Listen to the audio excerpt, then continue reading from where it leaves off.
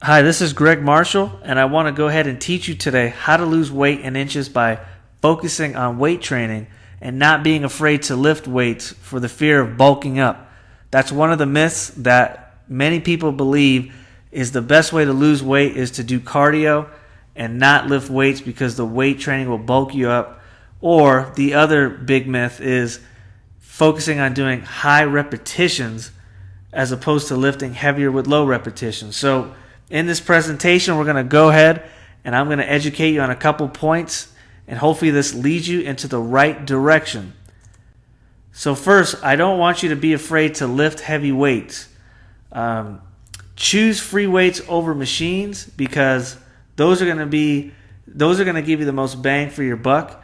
And what I mean by that is machines are typically used for isolation movements, such as the bicep curl or the calf raise or, the seated leg press, things like that. Those are designed to isolate the muscles a little bit more, and they won't burn as many calories because they're focused on just training the muscle on that specific machine. It's not recruiting your other large muscle groups or doing multiple muscle groups, which allows you to burn more calories.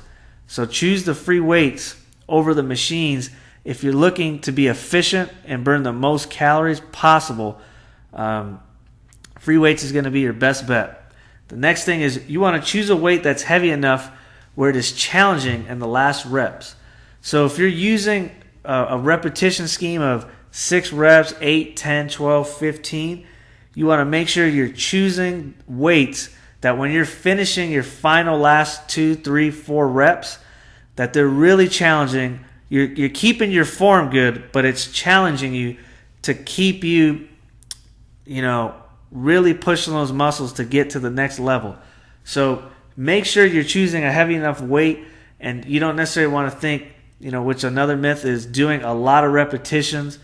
You want to choose light weights, really light weights, and just do, 50, 60, 70 reps.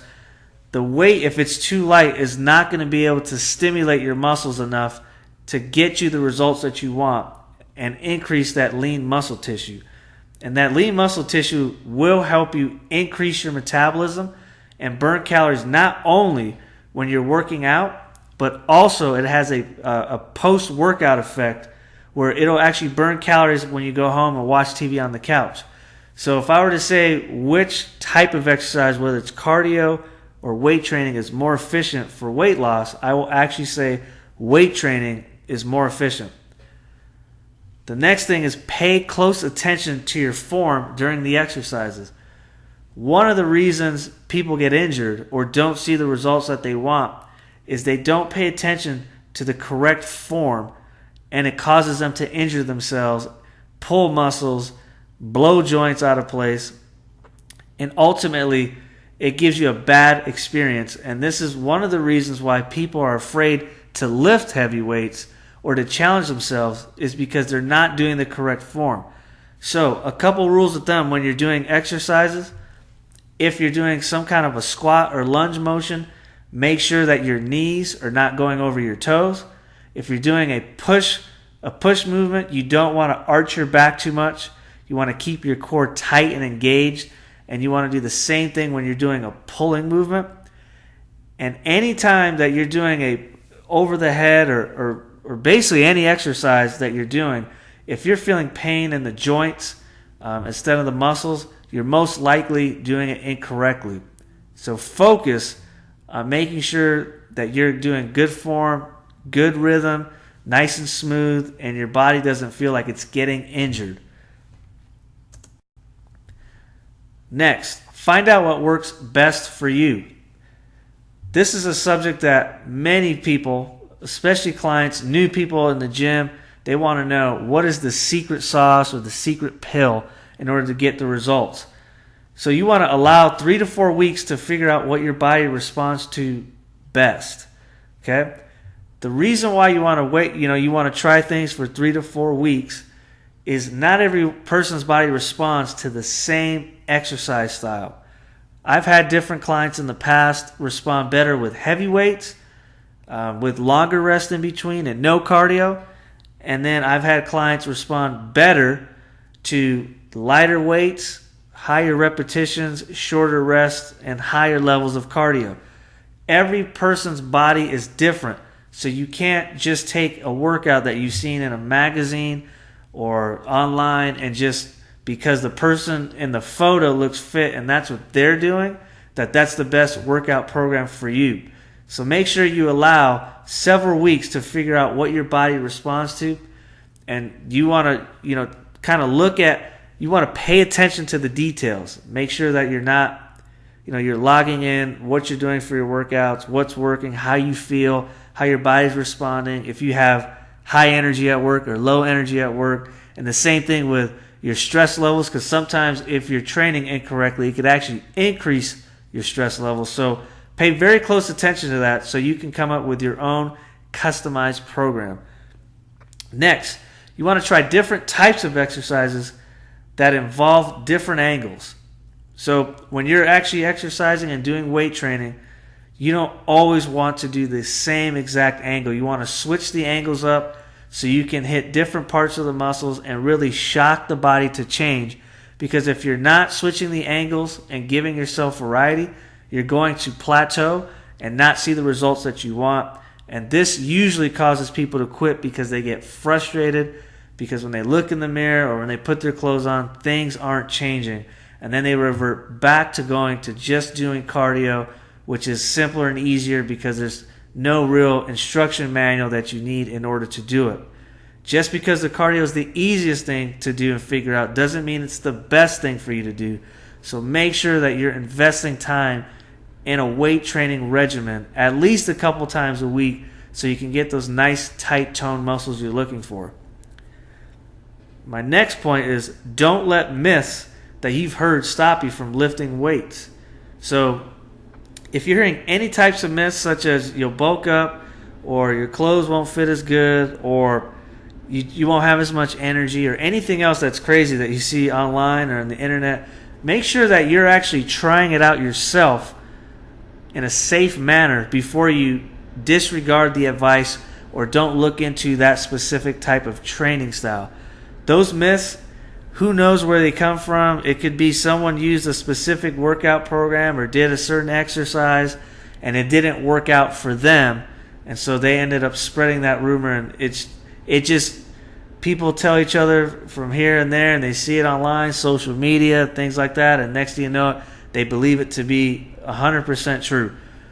My advice that I always give my clients, and I'm going to give to you, is to try different things on your own to figure out if it's working for you. Next, form is key. The quality of the reps are more important than the quantity. There are a lot of articles and things that you hear about.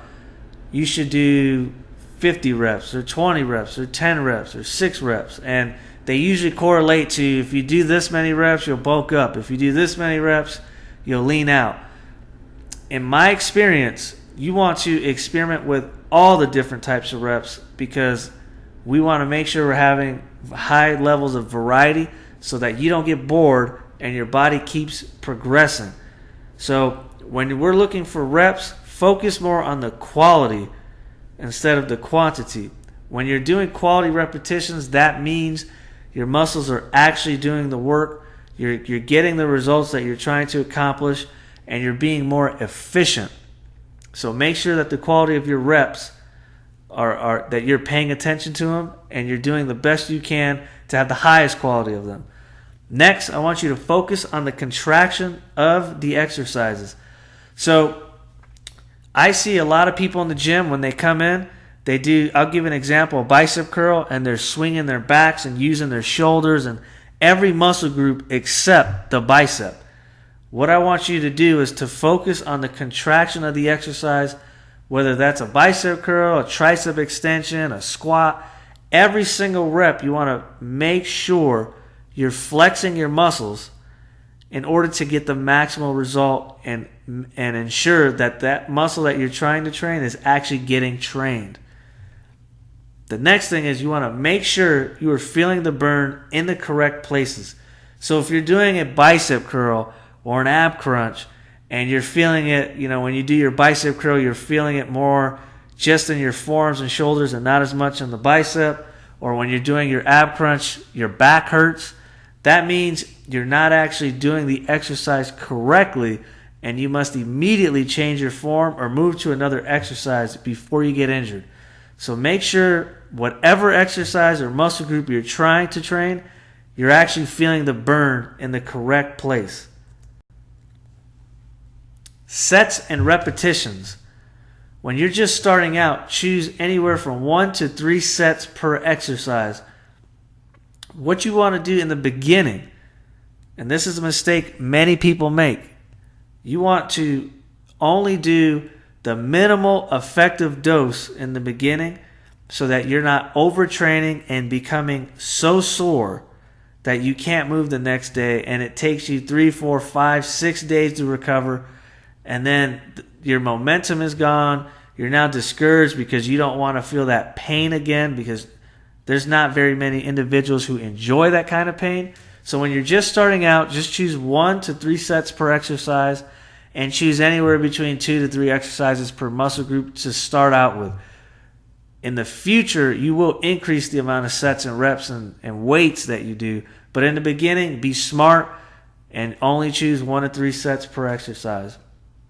Next, keep your repetitions under control. So while you're doing the actual movements, you want to make sure your reps are under control for the sake of keeping you safe. You want to make sure that when you're doing the actual repetitions, you're not doing any too much of a swinging motion. You're not bending or putting your body in angles that are unnatural. So make sure that you're keeping your repetitions under control. The typical range to start out at is 6 to 12 repetitions. Typically, you'll do 6 reps when you're lifting a little bit heavier and 12 reps when you're lifting a little bit lighter or more moderate. So if you're in between those reps, that's a good place to start.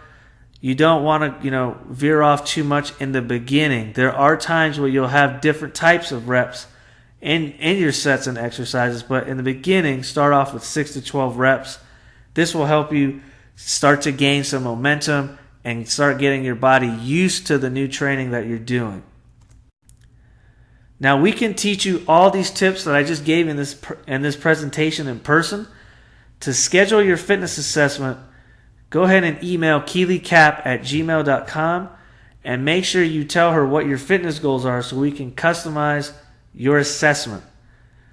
This assessment usually takes anywhere from 30 minutes to an hour, and it is all based on how many questions you have and what kind of education level you're at. The session is mostly educational, so we can teach you what you specifically should be doing in your workouts to reach your goals and get those results you want.